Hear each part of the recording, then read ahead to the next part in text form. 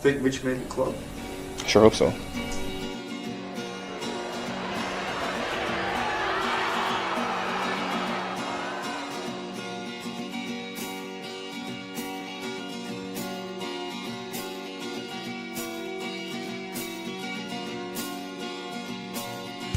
Pick me to be the sixth receiver, sure hands, and I'm an overachiever.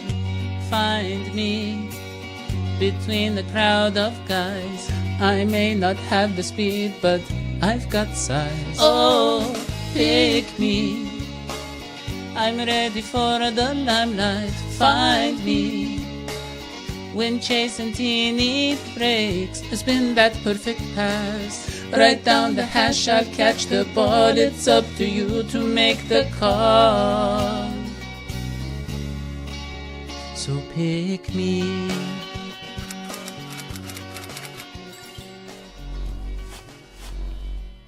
Welcome to the number one Bengals podcast. I'm your host, Adi Maktouk. I'm joined as always by Dr. Hoji the Electric Esmoji. One and only. And Mr. Esmoji. Yeah. We I just prefer saw doctor. Mr. Dr. Esmoji. We just saw the Cincinnati Bengals look really bad, let's be honest, on defense once again. Yeah. However, there were some positives. No, there wasn't. Jake Browning looked a little better. Who cares? And Mitch Tinsley, as Cut. we saw in the intro, emerged. No, he was not cut. He emerged as a guy who should be on the roster, which is nice. A guy, a big play guy, Yeah. big hands, big arms, Yeah. big shoulders, Big guns. big.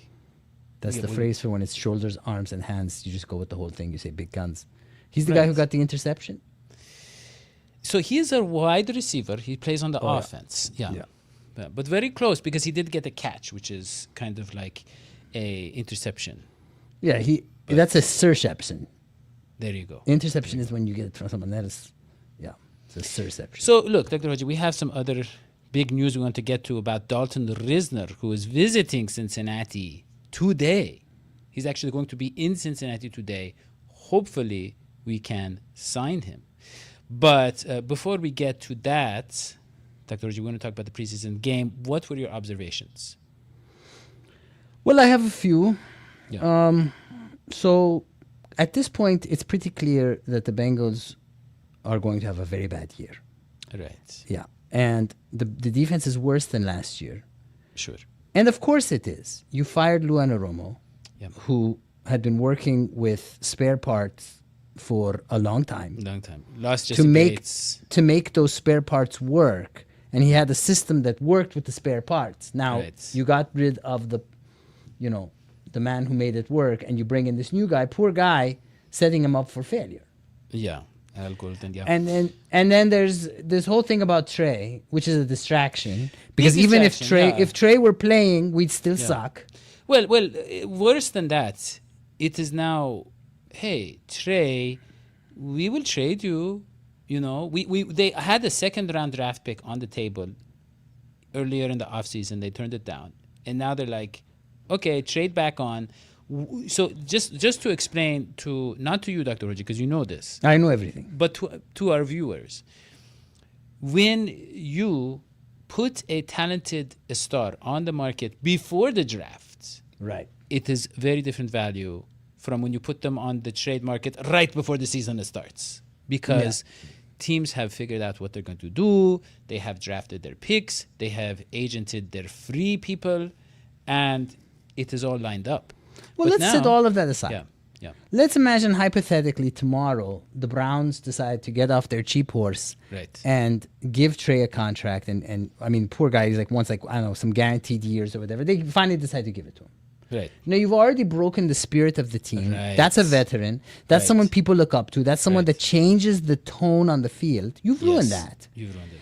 And listen, let there be no doubts about it. This team is going to suck, and it's going to suck because of the defense. Well- and no amount of offense can make up for that. I disagree. Because there just ain't that much time in the game to make up the points. I we're gonna disagree. lose. I disagree. This offense. Okay, hold on. And when that happens, boys and girls, when that happens, let there be no doubt that this is a turd that has landed in the manicured lawn of the Browns. The billionaire Browns, they wanted to take one more yacht tour to the Bahamas or to Scandinavia or wherever they're going. Right. And they couldn't put just that little bit of money. At least give us Trey. We don't have a lot. Give us some sacks. Maybe there would have been like 3 or 4 games. Maybe there would have been 2 or 3 where Trey's activism would have made up for it. Now you want Shamar to do that? Yeah. Shamar sucks. No, he does not. He does not. But The man can't tackle. Well, we had some problems in the run game. And as our good friend Mike Santagata pointed out in a nice little video, people were out of position. They were in the wrong position, which shows, it shows exactly what it is. It's a new coach, a lot of young players trying to figure out how the pieces work together. However, we did have TJ Slaton, who is a free agent signing, looking good. And he came out and said, hey, we're going to be all right. We're going to be okay. We're going to be good. He said the problem is we only had a couple of plays when we were playing against the Commanders. He said that we were not using a lot of plays. In the regular season, we will use more than 2 plays. Therefore, we will be better. So I like TJ, and I'm going to take him at his word. But what I wanted to say is, you said they're going to suck. They're not going to win. And by the way, Shamar, I'm sorry to say that about you. I know you're new, and you're going to be great. You got a lot of talent. You're a fast kid. I didn't mean to take it out on you. No, you're going to be great. But obviously, Shamar, as a young starting guy, was hoping to have Trey be there with him. Right. And the fact that we're not going to have that, and forget that. Forget the whole Trey situation. The team was, the defense was slow. Defense was bad. The angles were wrong. The angles were wrong. The angles, Dadio. Yeah. Do you know anything about angles? I do. I do know about the angles. You mean like the kind of the defensive angles? Like kind of like the cheerleaders or like Victoria's Secret angles. Missing tackles. No, that's angels. Missing tackles. Right. Holes. Oh, yes, there were a lot of I've holes. heard of, So let me just say this. I get that. But on the offensive side, I just want to say we're going to be at least as good as last year, which was amazing, and probably better because Dylan Fairchild, Dylan Fairchild looked really good. And as you can see in this little clip that we made, proprietary information from D&H Sports, and you see that look at that. This guy is in front of his man all the time. He's keeping people out of Joe Burrow's face. He gets angry. Look at that. He almost punched that guy. I love it. That's what we needed, that nastiness, the feistiness, the aggressiveness, right? And I see a big upgrade on the left side of the offensive line at that guard position. I think if we add the great Dalton Risner, one of the best guards in the league in pass blocking, I think Joe Burrow is going to be okay. Okay. I think he's going to be... let me ask you a question, Daddy. Yeah. All right. Now, let's imagine that Joe Burrow is healthy and he plays well and he's at the best of his game. I mean, you're basically imagining like a superhuman. He never makes any mistakes. Realistically, how many times, let's say that they have possession, do you expect them to score? Every time? Basically, yeah. I would say 90%. And you agree that is a high expectation to have of any team? Not of Joe Burrow, but yeah. Okay. Not teams. And so what you're going to start seeing, because last year the scores against the Bengals were in the 40s and 50s, I believe, in some games. Right. Okay. Right. So you're going to start seeing, I think you're going to start seeing, just like with climate change, you're going to start seeing scores, just like we see temperatures that you haven't ever seen in your life before. You're going to start seeing scores you have never seen before, 60, 70 points against the Cincinnati Bengals. Well, it sounds like... You look at every clip from the 90s. Right. And the Bengals are getting scored on, intercepted, and that's going to be us this year. And it's going to be, it is a cadaver that is rotting in the highly luxurious suite of the Brown family.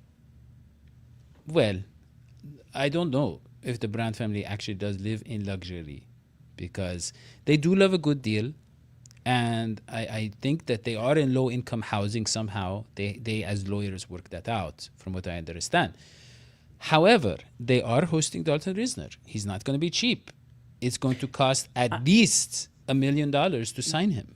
Okay. That's a lot of money. You don't Whatever. have $1 million. But I have a. This is gonna sound like a joke, but it's a real question, and it's not just for you. It's for all the people watching the show. Give me Of course. Does anybody in the NFL, maybe is there a commissioner or whatever, have the power to say, look, this young man, Joe Burrow, he deserves better. He's one of the most talented quarterback of his generation, and probably in about the last 30 years. You're never gonna win. Bengals, you don't get him anymore. Can anyone do that? Just take him away from the Bengals. I'm sorry to offend anyone, but I think that needs to be done at this stage. You're wasting the bloom of his youth. You're wasting his precious, precious talent. And you're asking him to win every game by carrying everything on his back. You're breaking the kid. And I think it's ironic. Let me just end here. Right. I think it's ironic that the Bengals' next game and the last game of the preseason was against the Indianapolis Colts, a team that broke another great quarterback and then took Lou Anarumo. And Lou Anarumo is going to be laughing at the atrocity that is the Bengals' defense.